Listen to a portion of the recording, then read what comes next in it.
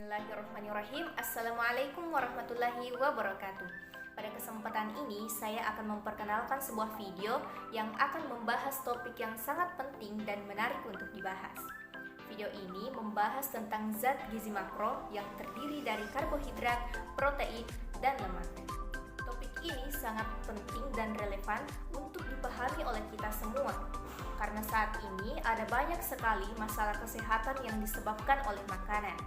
Saya harap dengan teman-teman melihat dan menyaksikan video ini dapat memberikan wawasan yang lebih dalam dan pemahaman yang lebih baik tentang zat gizi makro. Jadi, untuk lebih lanjut lagi, mari kita tonton dan simak video ini bersama-sama. Selanjutnya, kita akan bahas lebih lanjut tentang zat gizi makro karbohidrat. Karbohidrat merupakan sumber energi yang paling baik. Hal ini dikarenakan karbohidrat sangat efisien untuk dapat dimetabolisme menjadi energi. Karbohidrat atau sakarida merupakan golongan senyawa organik yang berfungsi sebagai sumber energi utama, cadangan makanan, dan materi pembangun. Selanjutnya, jenis-jenis karbohidrat. Yang pertama, yaitu monosakarida. Monosakarida adalah jenis karbohidrat yang paling sederhana dan tidak dapat dihidrolisis lebih lanjut. Dalam ilmu gizi terdapat 3 jenis monosakarida yang paling penting dan termasuk ke dalam kelompok heksosa karena hanya kelompok ini yang dapat dicerna di dalam tubuh, yaitu glukosa, fruktosa, dan galaktosa. Bahan makanan yang mengandung glukosa seperti buah-buahan, sayuran, jagung manis, sari pohon, dan sejumlah akar serta madu. Selanjutnya fruktosa. Fruktosa atau yang memiliki nama lain limpolosa atau gula buah merupakan gula yang termanis. Gula ini terdapat di dalam madu bersama dengan glukosa, buah-buahan, nektar bunga, dan juga dalam sayuran. Yang terakhir yaitu galaktosa. Galaktosa merupakan gula khusus yang tidak terdapat dalam bentuk bebas di alam, tetapi terdapat dalam bahan hewani yaitu air susu. Jenis karbohidrat yang kedua yaitu disakarida. Disakarida merupakan gabungan antara 2 molekul monosakarida yang dapat dihidrolisis oleh larutan asam dan air sehingga terurai menjadi 2 molekul monosakarida. Jenis disakarida yakni sukrosa, maltosa, dan laktosa. Sukrosa dikenal sebagai gula yang terdapat terutama dalam tebu.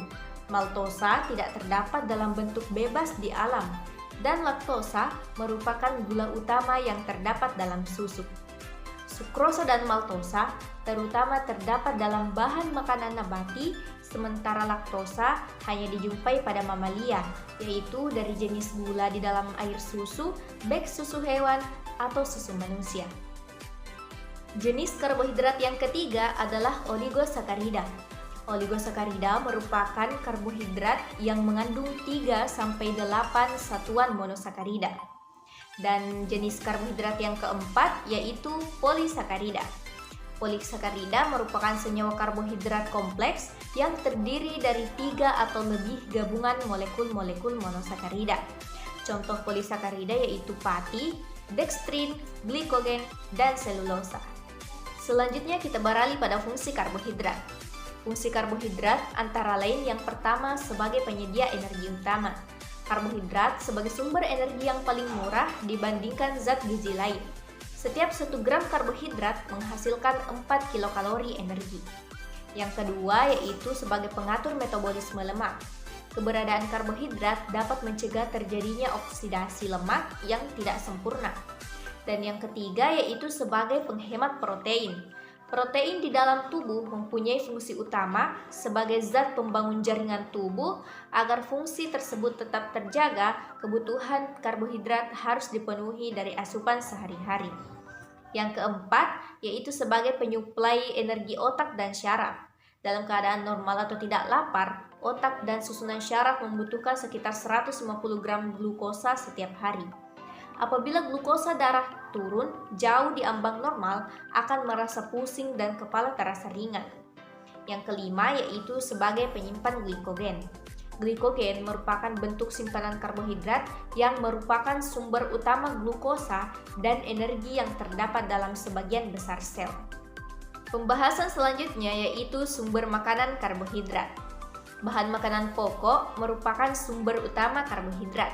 Bahan makanan pokok yang sering dikonsumsi oleh masyarakat Indonesia adalah beras, gandum, sereal, jagung, dan masih banyak lagi. Selain bahan makanan pokok tersebut, bahan makanan seperti kacang-kacangan juga banyak mengandung karbohidrat. Kemudian buah-buahan seperti pisang, durian, nangka juga banyak mengandung karbohidrat. Selanjutnya yaitu kebutuhan karbohidrat bagi tubuh. Kebutuhan karbohidrat menurut WHO adalah sekitar 55% sampai 75% dari total konsumsi energi yang berasal dari beragam bahan makanan. Diutamakan karbohidrat kompleks dan sekitar 10% karbohidrat sederhana. Jumlah minimum karbohidrat yang dibutuhkan untuk menghindari ketosis diperkirakan sekitar 50 gram per hari. Kebutuhan glukosa bagi tubuh ialah 180 gram per hari, karena glukosa bagi tubuh merupakan sumber energi esensial untuk otak, sel darah merah, dan medula ginjal. Nah, selanjutnya yaitu akibat kekurangan dan kelebihan karbohidrat. Kekurangan karbohidrat yang sangat parah akan menimbulkan masalah kesehatan. Oleh karena itu, diperlukan sekitar 2 gram karbohidrat per kilogram berat badan setiap hari untuk mencegah terjadinya ketosis, yaitu menyebabkan pemecahan dari jaringan otot untuk menghasilkan energi. Konsumsi karbohidrat secara berlebihan akan berdampak pada kesehatan. Dampak kelebihan karbohidrat adalah obesitas dan diabetes mellitus atau biasa disingkat dengan DM. Kelebihan berat badan dan obesitas disebabkan adanya ketidakseimbangan antara konsumsi energi dan kebutuhan. Selain meningkatkan risiko morbiditas dan mortalitas, serta harapan hidup lebih pendek, penderita obesitas lebih berisiko menderita beberapa penyakit terkait metabolisme seperti kardiovaskuler, hipertensi, diabetes mellitus, dan penyakit jantung. Diabetes merupakan penyakit metabolik yang terkait dengan metabolisme karbohidrat sederhana jenis glukosa. Penyakit diabetes ini ditandai dengan peningkatan kadar glukosa dalam darah atau gula darah. Diabetes mellitus terdiri dari 2 tipe, yaitu DM tipe 1 dan DM tipe 2, yang memiliki gejala relatif mirip.